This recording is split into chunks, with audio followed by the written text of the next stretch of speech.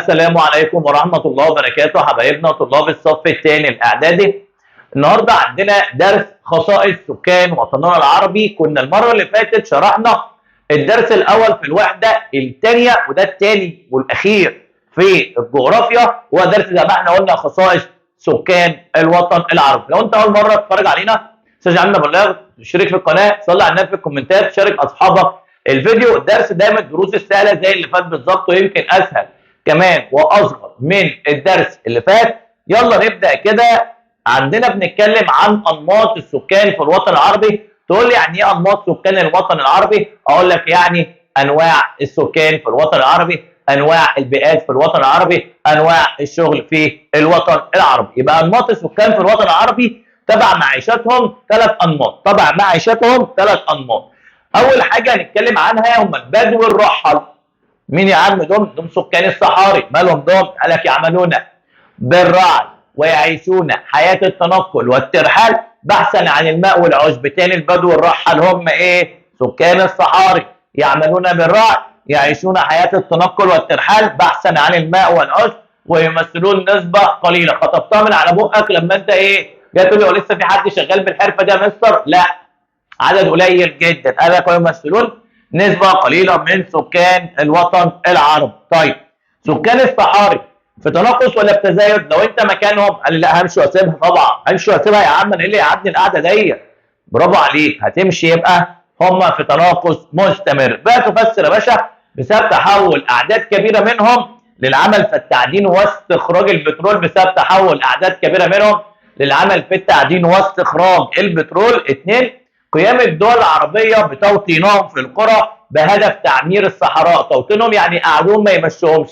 يبقى رقم اثنين قيام الدول العربيه بتوطينهم في القرى بهدف تعمير الصحراء. ثلاثه، هجره اعداد منهم للقرى والمدن القريبه. ثلاثه هي يا باشا هجره اعداد منهم للقرى والمدن القريبه. يبقى واحد اثنين ثلاثه، تحول اعداد كبيره منهم للعمل في التعدين واستخراج البترول، قيام الدول العربيه بتوطينهم في القرى بهدف تعمير الصحراء، هجره اعداد منهم للقرى والمدن القريبه. طيب دي بعدهم مين؟ الريفيون، وبعدهم كمان الحضر. طيب مين الريفيون دول؟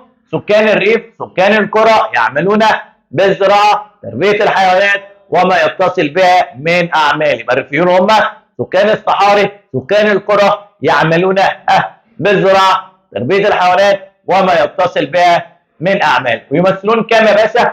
الريفيون يمثلون 45% من مجموع سكان الوطن العربي. كام 45% من سكان الوطن العربي. يا ابني يا حبيبي سيب اللي في ايدك وركز معايا، انتبه كده وركز، وسيبك بقى من ام خالد وام خالد والقصه دي، ركز بقى هنا. طيب يلا يا عم، سكان الريف مالهم يا عم؟ في تناقص مستمر، يعني برضه بيقلوا زيهم زي البدو. بما تفسر يا عم بسبب الهجرة المستمرة من الريف للمدن. تاني بسبب الهجرة المستمرة من الريف للمدن. طيب يا باشا، تسعى الدول العربية لتقليل هذه الهجرة، بيقللوا كمان من عن طريق توفير الخدمات وفرص العمل، وذلك للمحافظة على الأراضي الزراعية، وذلك عن طريق توفير فرص العمل والخدمات، وذلك للمحافظه على الاراضي يا باشا الزراعيه. يبقى سكان الريف في تناقص، صح ولا غلط؟ صح. بقى تفسر يا باشا بسبب الهجره من الريف للمدن. طيب الحضر دوم انا وانت والناس اللي بتتفرج علينا، والريفيين برضو والناس اللي بتتفرج علينا، كل دول ما تنسوش ينزلوا دلوقتي يصلوا على النبي في الكومنتات. يلا. الحضر هم سكان المدن ويعملون بالصناعه والتجاره والخدمات الحكوميه كالصحه والتعليم وغيرها. يعملون بالصناعه، التجاره، الخدمات الحكوميه كالصحه والتعليم وغيرها. يمثلون كام يا عم؟ يمثلون 55% من سكان الوطن العربي. يمثلون ايه يا باشا؟ 55% من سكان الوطن العربي. طب دول في تناقص ولا في تزايد؟ دول يا باشا في تزايد مستمر. حاسس ان دي طلعت بره الشاشه، خلي بالك لا تيجي في وشك. ماشي. بقى تفسر يا باشا، هنقول له نشأة المدن البترولية كما في دول الخليج، قيام الدول العربية بإنشاء المدن الصناعية كما في سوريا ومصر. أو قال أيوه تمام. والهجره من الريف للمدن. يبقى هم في تزايد ليه؟ يلا بينا، خلي بالك بقى دي تيجي في وشك. نشأة المدن البتروليه كما في دول الخليج، انشاء الدول العربيه للمدن الصناعيه كما في سوريا ومصر، الهجره من الريف الى المدن. هنا بقى سؤال تاني، يعني ما النتائج المترتبه بقى على الهجره من الريف للمدن؟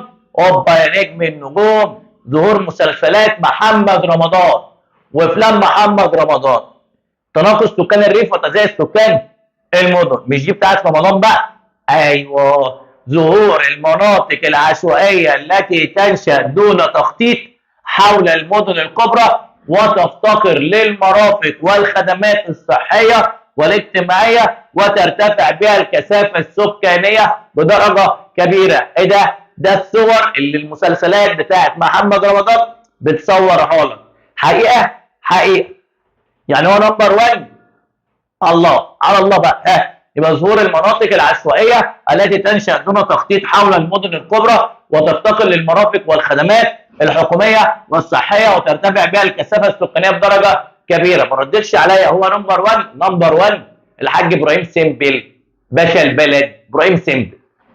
يبقى دلوقتي الهجره من الريف للمدن ما النتائج؟ هنقول له تناقص سكان الريف زي سكان المدن، ظهور المناطق العشوائيه التي تنشا دون تخطيط حول المدن الكبرى وتفتقر للمرافق والخدمات الصحيه والاجتماعيه وترتفع بها الكثافه السكانيه.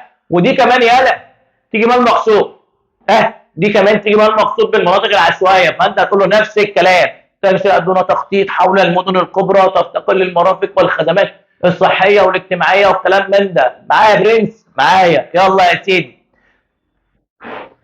ايه اللي بيحصل هنا بعد المناطق العشوائيه؟ من اهم مشكلات المدن. يبقى اهم مشكلات المدن المناطق العشوائيه. اهم مشكلات المدن المناطق العشوائيه. يبقى انت بقى في ايه؟ ولذلك تعمل حكومات الدول العربيه على تطوير تلك المناطق. يلا يا باشا، بعده كده ايه اللي عندنا؟ خصائص السكان في الوطن العربي. طيب، يتميز سكان الوطن العربي، ركز بقى عشان الحته دي فيها اسئله كتيره. يلا يا باشا، بتنوع الانشطه الاقتصاديه، بالاهتمام بالتعليم، بارتفاع مكانه المراه، بالتمسك بالقيم والاخلاق. دي بتيجي ايه يا ابني؟ دي تيجي دلل يا ابني، ركز بقى يا ابني الله يهديك. طيب ايه يا عم معتز بقى اللي بعد كده؟ هنبدا نشرح واحده واحده تنوع الانشطه الاقتصاديه. مش هجيب سيره عيلتك اللي انت بتزعل لما بجيبهم واقول لك ابوك وخالك وعمك وامك والحكايات دي، مش هجيب سيرتهم. يمارس سكان الوطن العربي انشطه اقتصاديه مختلفه ما بين زراعه او صناعه او تعدين او رعي او تجاره. مش هجيب سيره حد اهو، دي الشغلات اللي عيلتكم بتشتغلها. ماشي. 2. تمثل القوى العامله في الوطن العربي 63.5 من اعداد سكان الوطن العربي، وعلى الرغم من ذلك ما زالت نسبه الاعاله مرتفعه. يبقى القوى العامله في الوطن العربي عامله قد ايه؟ عامله مش واخده بالها يا نجم، وجايبه كام؟ وجايبه 63.5. يبقى القوى العامله كام؟ 63.5. طيب، اسباب ارتفاع معدلات الاعاله. واصلا يعني ايه اعاله؟ انت يالا واللي ما بيشتغلش زيك يالا، انت اعاله على ابوك. يعني ايه اعاله برضه؟ هو انفاق شخص يعمل على مجموعه من الاشخاص لا يعملون. دي مش عندك في المنهج، ده انا بقولها لك كده عشان تبقى انت فاهم. تمام. يلا بقى تفسر. هنقول له سبب ارتفاع نسبه الاطفال صغار السن نتيجه ارتفاع معدلات الانجاب. 2. ارتفاع نسبه من هن في سن التعليم الى عدد السكان اللي هو انت. ارتفاع نسبه كبار السن اللي هو جدك وتيتا، يعني جده وتيتا، تيتا وجده. تمام. وارتفاع نسبه البطاله بين الشباب اللي هو اخوك الكبير. يبقى اول واحده اخوك الصغير، اخر واحده اخوك الكبير، ثالث واحده جده، ثاني واحده انت. يبقى تاني قولهم لي. ارتفاع نسبه الاطفال صغار السن نتيجه ارتفاع معدلات الانجاب، ارتفاع نسبه من هن في سن التعليم الى عدد السكان، ارتفاع نسبه كبار السن، ارتفاع نسبه البطاله بين الشباب. قوه العمل يعني ايه؟ التعريف ده خده حلقه في ودانك، سلسله في رقبتك، انسيال في ايديك، حظاظه في رجليك، خلخال في رجليك. المهم يا نجم التعريف ده نفس التعريف موجود معاك السنه الجايه ثالثه اعدادي. هو العمل يعني عدد الافراد في سن العمل والقادرين على العمل والذين يعملون فعليا او يبحثون عن عمل. ده تعريف معاك السنه الجايه، عشان كده هقوله لك قوة العمل وعدد الأفراد في سن العمل والقادرين على العمل والذين يعملون فعليا أو يبحثون عن العمل. طيب ده تعريف مهم جدا لأنه معاك السنة الجاية كمان. طيب تاني حاجة هتكون الاهتمام بالتعليم. يبقى الاهتمام بالتعليم يا باشا زادت نسبة الملتحقين بالتعليم قبل الجامعي في الوطن العربي ال 65. انا كده هتلخبط، تعالى اقول لك بس عشان ما تلخبطش. قوة العمل كام؟ قوة العمل يا مستر 63 ونص. حلو تمام. التعليم قبل الجامعي كام؟ 65 ونص. يبقى دلوقتي انا جيت لك اهو لغايه عندك اهو وقربت من وشك اهو. ركز كده معايا. قوة العمل كام؟ 63 ونص. التعليم قبل الجامعي كام؟ 65 ونص. طيب ارجع بقى مستر مكانك تاني بقى عشان بخاف منك. يلا يا باشا. وذلك ده تفسر يعني زادت نسبة التعليم، وذلك بسبب نتيجة لحرص الحكومات في وطننا العربي على إتاحة فرص عادلة للتعليم بين جميع أبناء الأسوياء وذوي الاحتياجات الخاصة. تاني، وذلك نتيجة لحرص الحكومات في وطننا العربي على إتاحة فرص عادلة في التعليم بين جميع أبناء الأسوياء اللي هو أنت وذوي الاحتياجات الخاصة اللي احنا بنقول عليهم أصحاب الهمم. طيب في كل مكان، وأقامت المدارس والجامعات في كل مكان. ارتفاع مكانة المرأة اللي هي أمك وهي أختك، وأنت مش هتبطل تجيب في سيرة عيلتنا يا عم. أنا غلطت بقول لك ارتفاع مكانة المرأة اللي هي أمك وأختك برضه. هنعمل إيه يعني؟ تحظى جميع أو تحظى المرأة في مجتمعنا العربي بمكانة متميزة، لذلك اتاحت لها الفرص كبيرة في التعليم. زادت نسبة التحاق التعليم بالإناث في الابتدائي ل 77% بعد ان كانت ضعيفه. ليه يا عم؟ بسبب بعض العادات والتقاليد التي تمنع تعليم الاناث. زمان يا باشا مش هقول لك ايام ايه تيتا وجده، تمام؟ عشان ايه؟ ممكن يكون تيتا وجده دول متعلمين، لكن بقى تيتا جد جده، انت واخد بالك اللي هو ايه؟ جد جدك وست ستك ممكن ما يكونوش متعلمين. ده بسبب ايه يعني يا مستر؟ انت بتجيب برضه في سيره عيلتنا. ده بسبب ان هم كان عندهم معتقدات ان البنت مسيرها لبيتها وجوزها ولحوضها واطباقها وحلالها.